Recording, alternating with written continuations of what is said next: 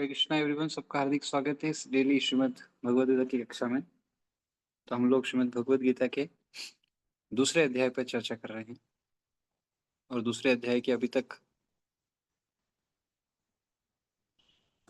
4 श्लोक तक चर्चा हुआ था। 5वें श्लोक से चर्चा करते हैं। तो शिष्ट परंपरा का पालन करते हुए मंगलाचरण करके फिर शुरू। ओम अज्ञानतिमिरान्धस्य ज्ञानशलाकया चक्षुरुन्मिलितं येन तस्मै श्रीगुरवे नमः। नमो विष्णुपादाय कृष्णपृष्ठाय भूतले श्रीमते नमस्ते सारस्वती देवे गौरवाणी चारिणे निर्विशेष शून्यवादी पाश्चात्यदेशतारिणे। जय श्री कृष्ण चैतन्य प्रभु नित्यानंद श्री अद्वैत गदाधर श्रीवासादि गौर भक्तवृंद। हरे कृष्णा कृष्णा कृष्णा हरे हरे, हरे राम राम राम हरे हरे। हरे कृष्णा। तो ये गीता के श्लोक जो हैं वो अलग अलग छंदों में हैं, पर बेसिकली तो आ, एक ही छंद में मिलते हैं, लेकिन कुछ श्लोक दूसरे अलग अलग छंद मतलब मीटर होते हैं। जैसे एक अनुष्टुप छंद होता है, तो अनुष्टुप छंद जो होता है उसमें टोटल 32 मात्राएं होती है, उसके आधार पर उसको गणना किया जाता है।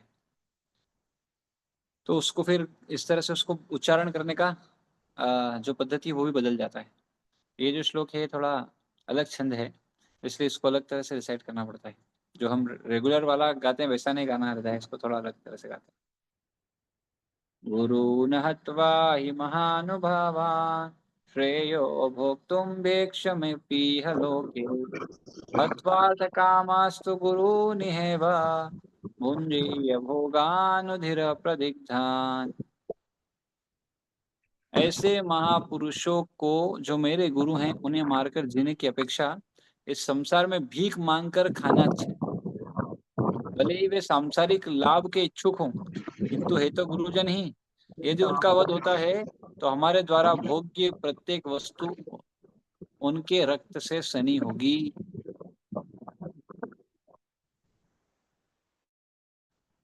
तो तात्पर्य रूपा जी लिख रहे हैं, शास्त्रों के अनुसार ऐसा गुरु जो निंद्य कर्म में रत हो और जो विवेक शून्य हो त्याज्य है। दुर्योधन से आर्थिक सहायता लेने के कारण भीष्म तथा द्रोण उसका पक्ष लेने के लिए बाध्य थे। यद्यपि केवल आर्थिक लाभ से ऐसा करना उनके लिए उचित न था। ऐसी दशा में वे आचार्यों का सम्मान खो बैठे थे।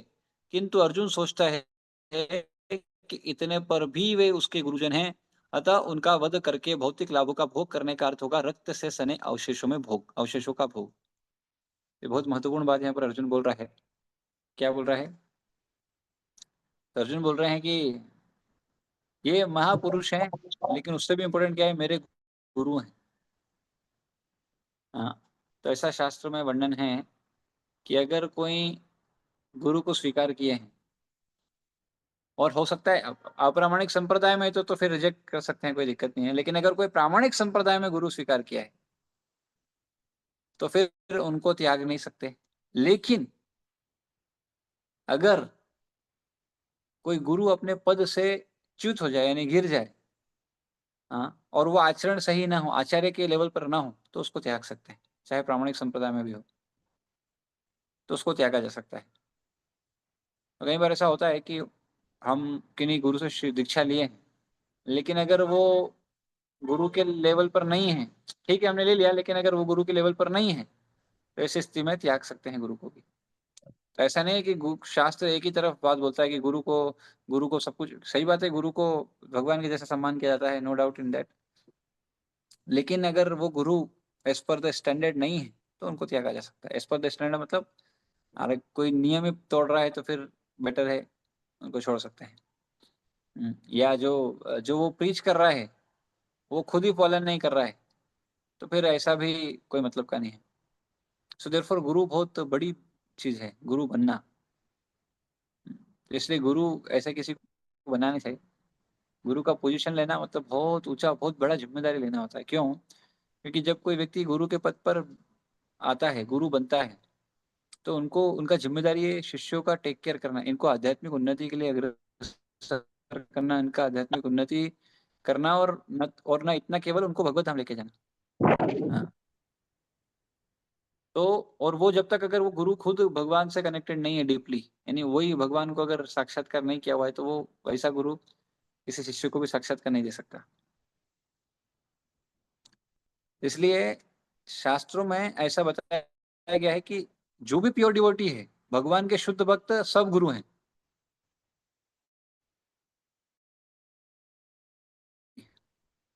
Whoever is pure devotee of the Lord, जो भी भगवान का शुद्ध भक्त है, वो बाय डिफॉल्ट एक गुरु है।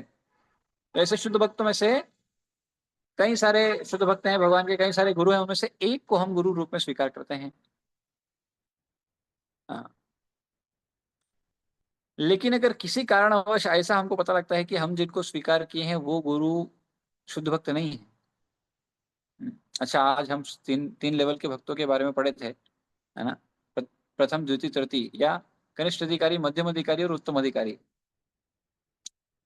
तो जो कनिष्ठ अधिकारी है वो तो गुरु के योग्य नहीं है। मध्यम अधिकारी गुरु हो सकते हैं, मध्यम अधिकारी गुरु हो सकते हैं, ऑल्दो वो क्या बोलते हैं, मध्यम अधिकारी जो है वो उत्तम अधिकारी नहीं है, तब भी ऐसा ऐसा व्यक्ति भी गुरु बनने योग्य है, क्योंकि he is very firm in his भक्ति। हाँ, तो ऐसी स्थिति में भी वो गुरु बन सकते हैं। हाँ, और वो पालन भी करेंगे, दूसरों को भी वो देंगे, तो इसमें कोई समस्या नहीं है। तो किसी की दीक्षा गुरु हो सकता है, मध्यम अधिकारी हो, उत्तम अधिकारी ना हो, that is also okay, not issue, कोई समस्या नहीं है उसमें। हाँ, क्योंकि वो क्या है, कनेक्टेड है, और इसलिए बहुत जल्दी ही वो उत्तम अधिकारी के लेवल पे आ जाएंगे, और इस तरह से शिष्य का उद्धार भी कर देंगे। तो लेकिन हमको ये समझना चाहिए कि वो एटलीस्ट मध्यम अधिकारी तो हो। ऐसा नहीं कि सिर्फ भगवान को ही मानते हो, पर भगवान के साथ साथ हाँ, भक्तों को भी मानते हो। भक्तों के साथ साथ यानी भगवान के प्रति प्रेम, क्या है वो, ईश्वरेषु तदेनेषु बालेषु तदेषु च प्रेम मैत्री कृपा उपेक्षा यह करोति स मध्यमा। ये जो करता है प्रेम मैत्री कृपा उपेक्षा, चार तरह से डीलिंग जो करता है, वो मध्यम अधिकारी के लेवल पर ऐसे जो स्थिति में है वो भी गुरु हो सकते हैं। और, और गुरु का हत्या तो कभी नहीं किया जा सकता भाई, गुरु का हत्या तो बहुत जघन्य अपराध है। हाँ, इंद्र ने एक बार ये किया था। हाँ, इंद्र को ब्रह्म हत्या का पाप लगा था। हाँ, तो ये शास्त्र विधि वर्जित करती है इसको, लेकिन त्याज्य यानी त्याग सकते हैं उनको, त्यागने का मना नहीं किया गया, त्याग सकते हैं। तो यद्यपि क्या हुआ था, दुर्योधन सॉरी भीष्म पितामह और द्रोणाचार्य दोनों ने क्या किया था, दुर्योधन की पक्ष लिया था। क्यों? क्योंकि उनसे आर्थिक सहायता उनको मिली थी। नमक खाया है तो निभाना पड़ेगा, ऐसा जरूरी नहीं है। कई बार हम सोचते हैं कि वी आर ओब्लाइज्ड, और वी आर क्या बोलते हैं, हमने इतना लिया है तो अब हम बंध गए हैं, अब हम छोड़ नहीं सकते हैं, भले ही ये गलत है तो भी करेंगे। नहीं, ऐसा नहीं। हम्म, ऐसा नहीं, छोड़ा जा सकता है भले ही कोई भी स्थिति में हो। हाँ, कोई भी स्थिति में छोड़, अरे आजकल तो बॉन्ड साइन होता है, बॉन्ड तक लोग तोड़ देते हैं, तो फिर क्या बड़ी बात है। हाँ, गवर्नमेंट के हिसाब से। हाँ, तो इम्पोर्टेंट वो नहीं है, इम्पोर्टेंट क्या है, इम्पोर्टेंट ये है कि वो परंपरा में प्रॉपरली कनेक्टेड हो। हाँ, वो बहुत इंपॉर्टेंट है। तो यहाँ पर जो स्थिति है वो अर्जुन बोल रहा है कि ये तो मेरे गुरुजन हैं, और इसलिए मैं इनको तो वध नहीं कर सकता, भले ही ये लोग मुझे इनकी इसकी जगह क्या है, मैं भीख मांग के खा लूंगा, पर ऐसा राज्य नहीं चाहिए मुझे। इस तरह से अर्जुन का तर्क है। और ये सब बोलने के बाद अर्जुन को समझ में आ रहा है मैं कभी कुछ बोल रहा हूँ, कभी कुछ बोल रहा हूँ, गड़बड़ चल रहा है मेरे गाड़ी। हाँ, तभी वो कंक्लूजन देता है क्या, न न न चेत्वद्विद्या कर कतर नो गरीयो यद्वा जयेम यदि वा नो जयेयुः याने वहत्वा न जिजीविषाम स्थे अवस्थिता प्रमुखे धातराष्ट्रा। हम यह भी नहीं जानते कि हमारे लिए क्या श्रेष्ठ है, उनको जीतना या उनके द्वारा जीते जाना। यदि हम धृतराष्ट्र के पुत्रों का वध कर देते हैं तो हमें जीवित रहने की आवश्यकता नहीं है, फिर भी वे युद्ध भूमि में हमारे समक्ष खड़े हैं। अर्जुन की समझ में यह नहीं आ रहा था कि वह क्या करे। ये स्थिति है हर जीवात्मा की, उसको ये नहीं पता क्या करें। युद्ध करें और अनावश्यक रक्तपात का कारण बने। यद्यपि क्षत्रिय होने के नाते युद्ध करना उसका धर्म है, या फिर वह युद्ध से विमुख होकर भीख मांगकर जीवन यापन करे। यदि वह शत्रु को जीतता नहीं तो जीविका का एकमात्र साधन भिक्षा ही रह जाता है। यदि उसकी विजय भी हो जाए क्योंकि उसका पक्ष न्याय पर है, तो भी यदि धृतराष्ट्र के पुत्र मरते हैं तो उनके बिना रह पाना अत्यंत कठिन हो जाएगा। उस दशा में यह उसकी दूसरे प्रकार की हार होगी। अर्जुन द्वारा व्यक्त इस प्रकार के विचार सिद्ध करते हैं कि वह न केवल भगवान का महान भक्त था, अपितु वह अत्यधिक प्रबुद्ध और अपने मन तथा इंद्रियों पर पूर्ण नियंत्रण रखने वाला था। राज परिवार में जन्म लेकर भी भिक्षा द्वारा जीवित रहने की इच्छा उसकी विरक्ति का दूसरा लक्षण है। ये सारे गुण तथा अपने आध्यात्मिक गुरु श्री कृष्ण के उपदेशों में उसकी श्रद्धा, ये सब मिलकर सूचित करते हैं कि वह सचमुच पुण्यात्मा था। इस तरह यह निष्कर्ष निकला कि अर्जुन मुक्ति के सर्वथा योग्य था। जब तक इंद्रियां संयमित ना हो, ज्ञान के पद तक उठ पाना कठिन है, और बिना ज्ञान तथा भक्ति के मुक्ति नहीं होती। अर्जुन अपने भौतिक गुणों के अतिरिक्त इन समस्त देवी गुणों में भी दक्ष था। तो बेसिकली अर्जुन यहाँ पर समझ नहीं पा रहा है कि मेरे लिए क्या श्रेष्ठ है, क्या करना चाहिए। अर्जुन सच में कंफ्यूज है। ये चार चीजें बताई गई, अर्जुन कंफ्यूज है। किस तरह से चार चीजें बताई गई? पहला, अर्जुन सोच रहा है कि क्या मैं फाइट करूं? हाँ, मतलब मेरा कार्य है, मैं क्षत्रिय हूँ, क्षत्रिय होने के नाते युद्ध करना चाहिए, तो मैं युद्ध करूं, लेकिन उससे क्या होगा? अननेसेसरी वॉयलेंस होगा, जिसकी आवश्यकता नहीं है वो वॉयलेंस करना पड़ेगा। सिर्फ किस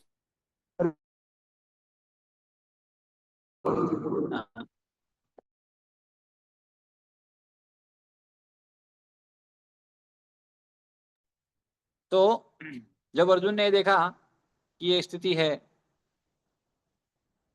कि मैं क्षत्रिय हूं, मुझे युद्ध करना चाहिए, लेकिन युद्ध करूंगा तो क्या होगा? अननेसेसरी वॉयलेंस, जिसकी आवश्यकता नहीं थी वो वॉयलेंस करना पड़ेगा, कितने लोगों को मारना पड़ेगा। दूसरा, क्या मैं युद्ध ना करूं? अभी युद्ध नहीं करूंगा तो मुझे जीना तो पड़ेगा, जीने के लिए क्या करूंगा? भीख मांगूंगा, तो ये करता हूं दूसरा काम। हाँ? और ये बताता है अर्जुन का डिटैचमेंट, कि उसको कोई आसक्ति नहीं है राज्य से। हाँ, कि नहीं कुछ भी हो जाए, कितने लोगों को मारना पड़े मार दूंगा, लेकिन मेरे को राज्य चाहिए। Is not attached, he is detached. कई बार हम होते हैं, नहीं ये चाहिए, ये चाहिए, इसके लिए कुछ भी करना पड़ेगा, मैं करूंगा। उसको अटैचमेंट के साथ कार्य करना बोलते हैं। पर अर्जुन इज डिटैच्ड, अर्जुन को राज्य नहीं चाहिए।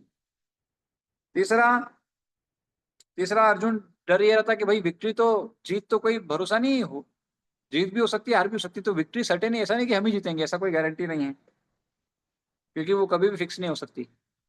अरे रिजल्ट हमारे हाथ में नहीं है ना, हमारे हाथ में तो प्रयास करना है, या तो हम फाइट करें या तो ना करें। लेकिन फाइट करने के बाद जीत होगी या हार होगी, ये रिजल्ट तो किसी को पता नहीं होता है। एग्जाम का पेपर क्या आएगा पता नहीं, एग्जाम में लिखना आपके हाथ में, एग्जाम के बाद क्या होगा कुछ पता नहीं। हो सकता है व्यक्ति फेल हो जाए, जनरली ऐसा होता नहीं, लेकिन अनसर्टेनिटी है, कुछ भरोसा नहीं है। कई बार ऐसा होता है, अच्छा पेपर देने के बाद व्यक्ति के कम मार्क्स आते हैं, फेल हो जाता है, और कई बार बेकार पेपर होने के बाद अच्छे मार्क्स आते हैं। तो अनसर्टेनिटी है, आपके हाथ में नहीं है रिजल्ट। वहां से समझ में आता है, अरे बाबा अपने हाथ में नहीं है। और लास्ट एक और कारण क्या है? अगर जीत जाऊंगा तो भी हारे, जीत में भी हारे, हारा तो हारा, जीता तो भी हारा। ये स्थिति है अर्जुन की। क्यों? क्योंकि वो इतने सारे अपने रिलेटिव्स को मार के खुश नहीं रह पाएगा, खुशी खुशी जी नहीं पाएगा। तो ऐसी स्थिति में जब व्यक्ति एक निर्णय लेने में सक्षम नहीं होता है, और कई सारे विचार उसको आ, उसके घेर लेते हैं, और जब वो निर्णय नहीं ले पाता है, तब वो धर्म क्या है, यानी जब व्यक्ति धर्म क्या है और अधर्म क्या है इसका भेद खो दे, इसका मतलब उसकी बुद्धि बिविल्डर हो चुकी है। हाँ, यही स्थिति अर्जुन की हो गई है। हाँ, तो जब ऐसी स्थिति आती है कि हम धर्म, कई बार होता है धर्म संकट में पड़ गया हूँ, प्रभु जी क्या करूं, ये करूं कि ये करूं, समझ नहीं आ रहा, धर्म संकट है मेरे पास, ये करूंगा तो भी गड़बड़, वो करूंगा तो भी गड़बड़ है। तो कई बार इस तरह से स्थिति आती है जीवात्मा के हमारे जीवन में, हम निर्णय नहीं ले पाते कि क्या करना ज्यादा श्रेयस्कर होगा। ऐसी स्थिति में क्या करना चाहिए? ऐसी स्थिति में जब आपके पास अगर बुद्धि की कमी है तो क्या करना चाहिए? बुद्धि उधार लेना चाहिए। जैसे लोग बाग धन उधार लेते हैं। हाँ, धन उधार में क्या कर्जा है, पर बुद्धि उधार लेने में कोई कर्जा नहीं। And therefore it is better to discuss, and by discussion come to an conclusion. हाँ, इसलिए आजकल, पहले क्या होता था, एक व्यक्ति होता था वही सब कुछ करता था। अब उसके हाथ में होता था, वो मिलके डिसीजन लेना चाह रहा है कि इंडिपेंडेंटली डिसीजन लेता है। जो व्यक्ति इंडिपेंडेंट डिसीजन लेता है वो तानाशाह बन जाता है। वो जो बोलेगा अभी करना पड़ेगा सबको, बाकी लोग बोले अरे यार।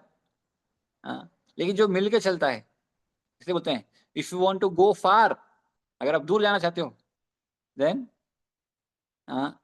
वॉक अलोन, तो अकेले चलो।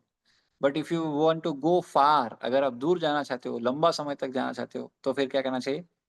यू गो टुगेदर, मिल के चलो। प्रभुपाद जी हम सब संस्था बनाए।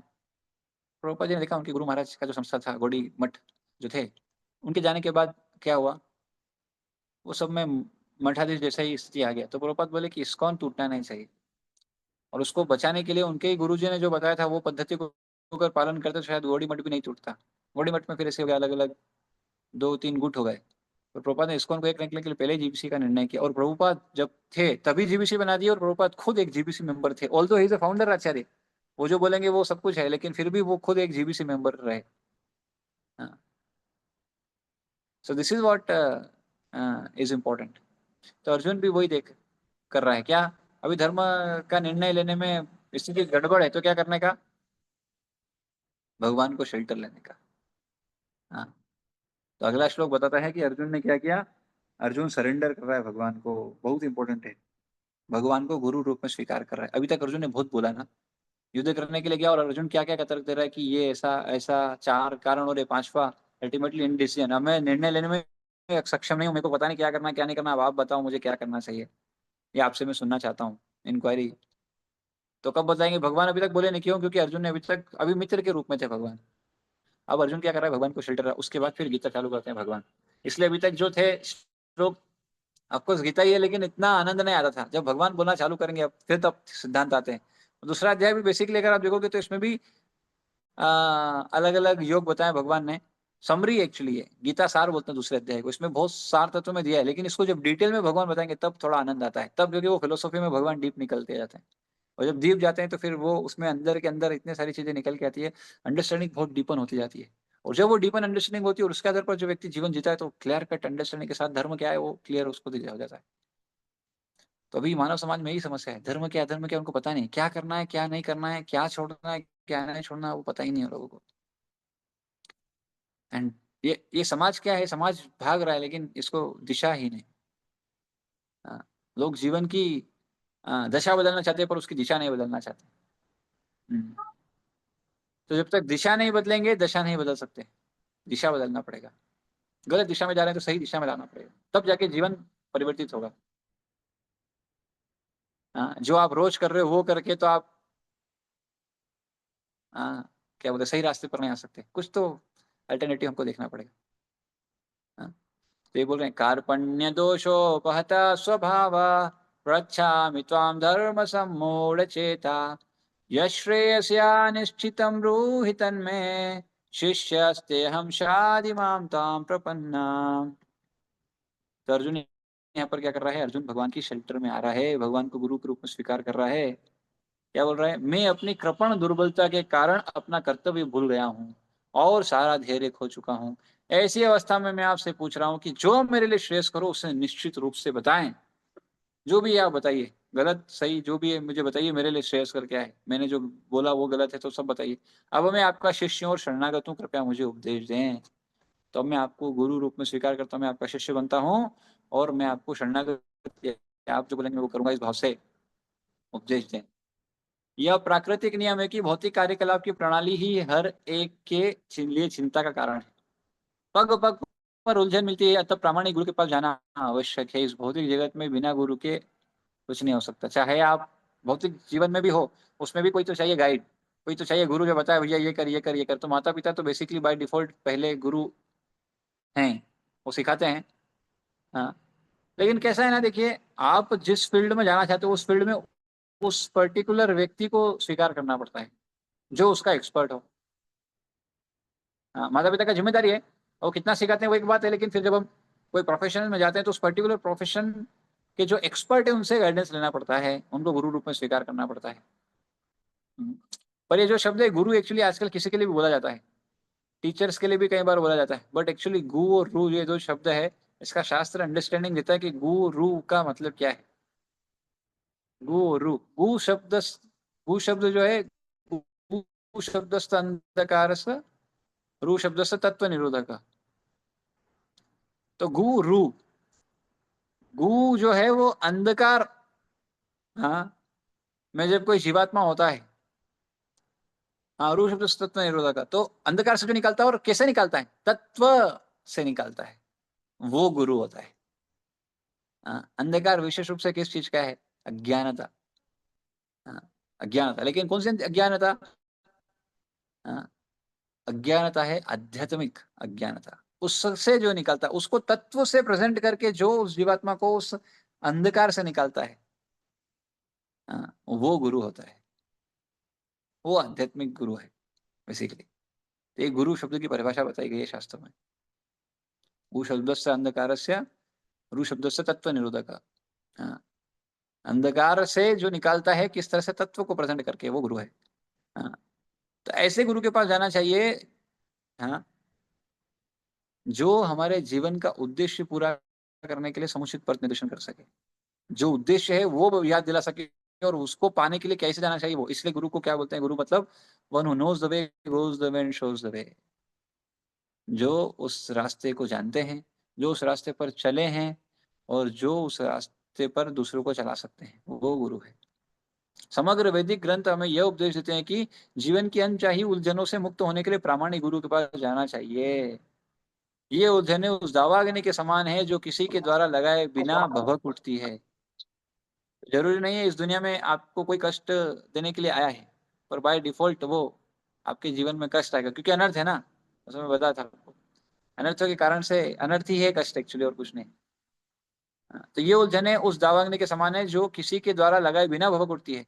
इसी प्रकार विश्व की स्थिति ऐसी है कि बिना चाहे जीवन की उलझने स्वतः उत्पन्न हो जाती है।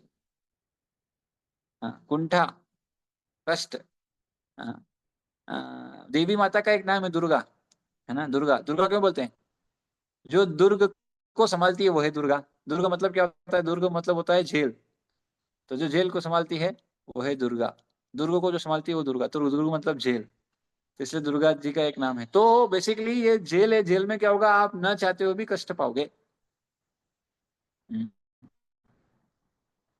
तो क्योंकि हम जेल में आए हैं, अच्छा, कष्ट तो जो है आत्मा को नहीं मिल सकता। देखिए आत्मा जो है वो तो पूर्ण शुद्ध है, उसको तो कुछ नहीं पकड़ सकता। पर ये आत्मा के ऊपर कवरिंग है, आत्मा के ऊपर कवरिंग आता है ना। अगर आप गोलू का चार्ट देखोगे तो उसमें 7 लेयर है, भौतिक जगत में, भौतिक ब्रह्मांड में, वो 7 लेयर पकड़ती है। पंच तत्व हो गए, अहंकार, और अहंकार, अहंकार के साथ क्या आता है, महत तत्व, जो सबसे ऊंचा लेयर है। तो इस तरह से ये 7 लेयर में व्यक्ति को, गोला का चार्ट देखेंगे तो उसमें देख सकते हैं आप। तो ये 7 लेयर से व्यक्ति घिरा हुआ है।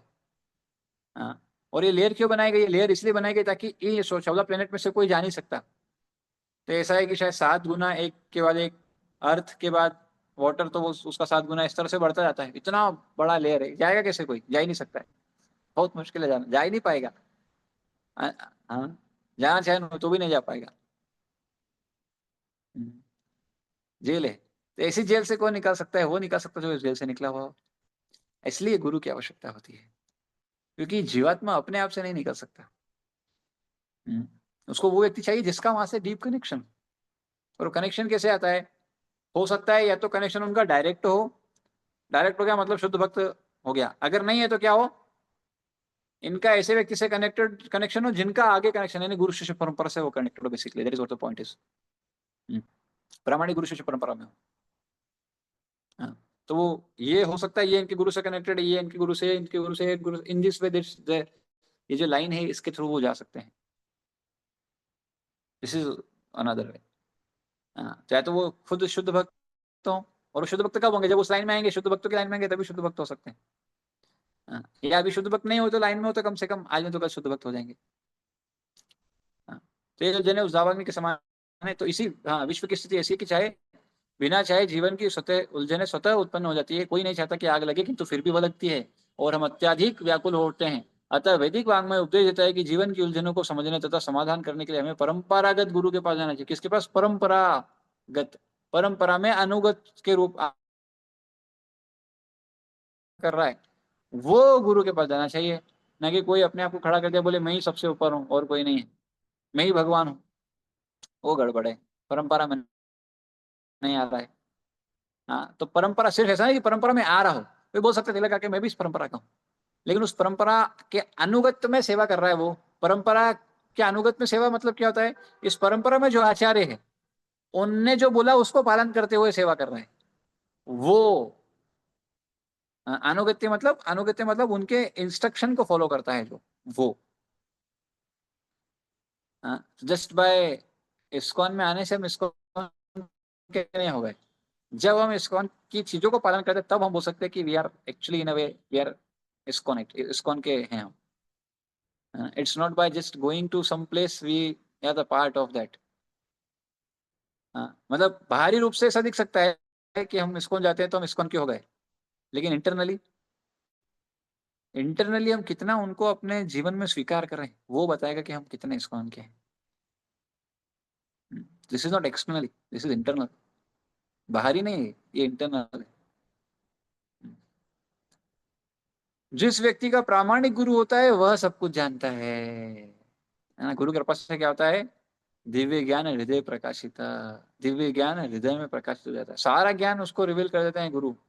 और इस संदर्भ में महाप्रभु के संग दक्षिण भारत में जब थे तो एक दक्षिण भारत में एक ब्राह्मण थे, वो गीता पढ़ रहे थे उल्टी। हम्म, तो महाप्रभु बोले, वो रो रहे थे गीता पढ़ते हुए, देख रहे थे, देख के पढ़ के। तो महाप्रभु बोले तुम रो क्यों रहे हो? तो बोले मेरे को गीता पढ़ना नहीं आता, मुझे पता भी नहीं है, मुझे अक्षर तो पढ़ना आता नहीं है। हाँ। तो बोले अरे ठीक है नहीं आता, लेकिन अब रो क्यों रहे हो? बोले मेरे गुरु ने आदेश दिया पढ़ो। तो बोले तो रो क्यों रहे हो? बोले रो इसलिए रहा हूँ क्योंकि पढ़ना तो नहीं आता, लेकिन इस चित्र पे देख रहा हूँ कि ये भगवान है और भगवान अर्जुन के सारथी बन गए, भगवान सेवक बन गए और सेवक को मालिक बना दिए। कितने दयालु हैं भगवान। तो चैतन्य महाप्रभु बोलते हैं इस दुनिया में कोई गीता समझे ना समझे, आप समझ गए पक्के से, क्योंकि आप समझ गए गीता का मर्म क्या है। How great Krishna is, he although he is the master but he becomes the servant for his servant। तो बोले आप गीता समझ गए, गीता का यही था उद्देश्य समझना, main, one of the main most important. और आप वो देख के आपको आंसू आ रहे हैं, वही तो है भक्ति। तो जिस व्यक्ति का प्रामाणिक गुरु होता है वह सब कुछ जानता है, अतः मनुष्य को भौतिक उलझनों में न रहकर गुरु के पास जाना चाहिए, यही इस श्लोक का तात्पर्य है। तो जब तक कोई गुरु को स्वीकार नहीं करता, अच्छा अरे बहुत लंबा है। आखिर भौतिक उलझनों में कौन सा व्यक्ति पड़ता है, वह जो जीवन की समस्याओं को नहीं जानता। ब्रह्म बृहदारण्यक उपनिषद में व्या व्याकुग्र व्यग्र मनुष्य का वर्णन इस प्रकार, यो यो वा एतदक्षरम गार्ग विदित्वास्मालोकात् प्रेति स कर्पण कर्पणः। कृपण वह है जो मानव जीवन की समस्याओं को हल नहीं कर सकता और आत्म साक्षात्कार के विज्ञान को समझे बिना कुकर सुकर की भांति संसार को त्याग कर चला जाता है। जीव के लिए मनुष्य जीवन अत्यंत मूल्यवान निधि है, हाँ, जिसका उपयोग वह अपने जीवन की समस्याओं को हल करने में कर सकता है। अतः जो इस अवसर का लाभ नहीं उठाता वह कृपण है। ब्राह्मण इसके विपरीत होता है जो इस शरीर का उपयोग जीवन की समस्त समस्याओं को हल करने में करता है। हाँ।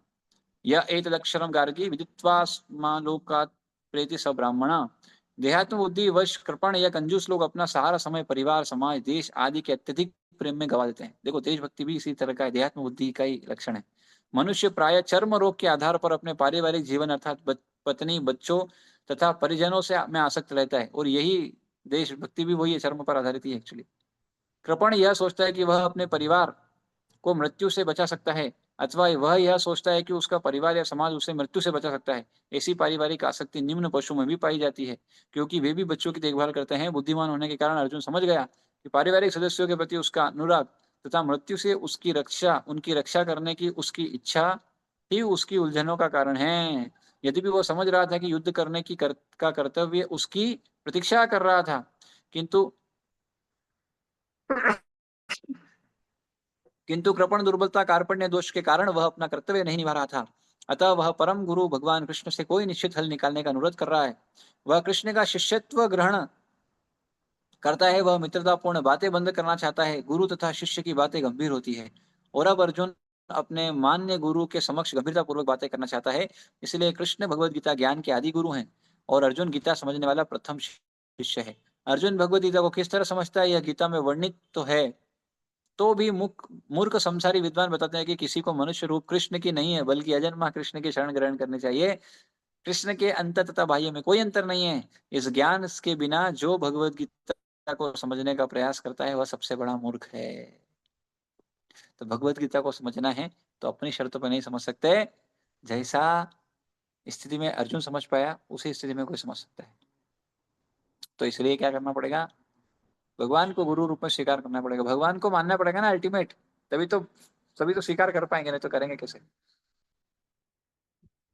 तो देयरफॉर हाँ, तो अर्जुन ने यहाँ पर भगवान को गुरु रूप में स्वीकार किया।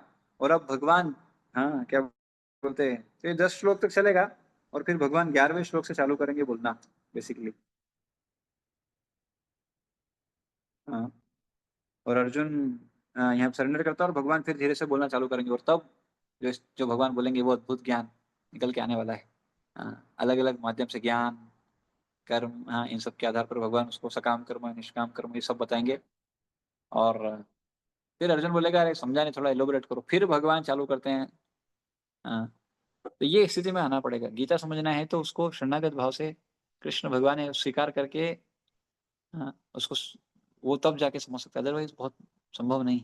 जो लोग यही नहीं सोचते कि कृष्ण भगवान है, ये बहुत सिंपल सी बात है। आप देखो गीता प्रामाणिक है कि नहीं ये देखने के लिए क्या है, जब भी भगवान बोल रहे क्या लिखा होना चाहिए, श्री भगवान उवाच। जिस गीता में लिखा है श्री भगवान उवाच, वहां कृष्ण उवाच नहीं लिखा जाएगा, श्री भगवान उवाच। इस दुनिया में जो कोई सम्मानित व्यक्ति होता है उसको उसके नाम से नहीं बताता है, उनकी उनकी स्थिति से, यानी उनकी पोजीशन या उनका जो स्थिति दी गई उनको, वो उसके आधार पर दिया जाता है। ऑफ कोर्स ऐसा नहीं कि भगवान किसी को एक्सटर्नल उपाधि दी जा सकती है, वो हमेशा से वही है जो है। हर जगह आप पढ़ोगे ये इन्होंने बोला, उन्होंने बोला, इन्होंने बोला, उन्होंने बोला। अ, लेकिन यहाँ पर किताब बहुत इस बात को क्लियर कर देती है कि भैया भगवान कौन है, इसलिए वहां लिखा है सिर्फ भगवान वाचक। तो this is what understanding is. चलिए तो इसको भी यहाँ पर एंड करते हैं, कल आगे इसकी चर्चा करेंगे। बहुत अभी आनंद आने वाला है धीरे धीरे। अब एक्चुअली गीता का रियल आनंद निकल के आएगा, क्योंकि जब भगवान बोलेंगे सिद्धांत, अर्जुन बोल रहा है अभी बिल्डर भाव से इतना कुछ नहीं है, लेकिन अब सिद्धांत निकल के आने वाला है। और जैसे जैसे आगे बढ़ेंगे, विशेष रूप से दूसरा अध्याय में भी अभी बहुत कुछ अच्छा निकल के आएगा। अभी तो टेक्निकलिटी आएगी, थोड़ा आत्मा को भगवान डिफाइन करेंगे फिर, लेकिन उसके बाद धीरे धीरे और बढ़ता जाएगा रस। रस मतलब फिलोसॉफिकल अंडरस्टैंडिंग बहुत डीप होता जाएगा। तब आनंद आएगा, क्योंकि उसमें एक एक चीज में ऐसा ऐसा निकल के आएगा, ऐसे ऐसे चीजें निकल के आती है। That is what the most important thing. Anyway, तो अभी यहाँ पर एंड करते। जय श्रीमद् भगवद गीता यथारूप की, जय श्री प्रभुपाद की, जय निताय गौर प्रेमानंदे, हरि हरि बोल, हरे कृष्ण। तो कोई कुछ बोलना चाहते हैं तो बोल सकते हैं, अदरवाइज फिर यहाँ पर एंड करेंगे हम लोग। But by the way, thank you dear devotees for attending. कौन कौन है, तो अभिषेक प्रभु, अमन प्रभु, अनिल प्रभु, अंशिका, अंकिता माता जी, अंशिका माता जी, भारती माता जी, हितेश्वरी माता जी, कशिश माता जी, कृष्णा माता जी, मोहिनी राधा माता जी, नम्रता माता जी, नीरज प्रभु, अरे ये क्या हो गया? हाँ, निखिल प्रभु, पारुल माता जी, पिंटू प्रभु, प्रहर्ष प्रभु, राकेश प्रभु, रिमझिम माता जी, सनत कुमार प्रभु, संचित प्रभु, शशांक प्रभु, सुनैना माता जी, सुनीता माता जी, स्वाति माता जी, स्वाति गोडबोले माता ji, and Yuvraj Prabhu. Thank you everyone. So we'll end here. Please tell about sadhana sharing. ओ अच्छा, ओके। तो हमने एक ग्रुप बनाया है साधना शेयरिंग का। तो उसमें ज़्यादा कुछ नहीं है, आप कब उठे कब सोए, कितना जपा किया, कितना जपा करने के साथ कितना लेक्चर सुना है, मैं भी उसमें ये सब है, भागवतम क्लास सुना है कि नहीं, और गीता क्लास सुना है कि नहीं, और रीडिंग प्रोपा जी के बुक जो है, शास्त्र अध्ययन कितनी देर किया, ये सब उसमें डिटेल है, ज़्यादा कुछ नहीं है। फिर डेली डेली का डालने का। डोंट वरी, कोई किसी लेवल पर है, कोई भक्ति में पहले आया है, हो सकता है कोई आपके साथ आया हो, लेकिन आप कम कर रहे हो, it doesn't matter at all. See, हम ये नहीं देखते हैं कि कौन कितना एडवांस है, इंपॉर्टेंट है कि वो जो कर रहा है उसमें वो उतना फर्मली करे, और जब उसको लगे कि हाँ अब मैं आगे बढ़ सकता हूँ तब बढ़े, है ना। तो ट्रैक करना बहुत जरूरी होता है। तो इसके लिए वो ग्रुप है, तो ये ग्रुप में जो भी चाहें ऐड होना चाहें ऐड हो सकते हैं, लेकिन इस ग्रुप में जो भी रहेंगे वो वही लोग रहेंगे जो साधना शेयर करेंगे, जो नहीं करेंगे उनको हम रिमूव कर देंगे। बहुत क्लियर है इसमें हमारी अंडरस्टैंडिंग, है ना। ऑफ कोर्स इस्कॉन हरदा जो ग्रुप है वो सबके लिए है, नो डाउट, लेकिन जो साधना शेयर का ग्रुप है, this is not for all, those who will share वही उसमें रहेंगे। तो this is what the point is. Anyway, तो यहाँ पर हम एंड करते हैं। जय श्री प्रभुपाद की जय, निताय गौर प्रेमानंदे, हरि हरि बोल, हरे कृष्ण। तो कल भागवतम क्लास में फिर मिलते हैं। हरे कृष्ण।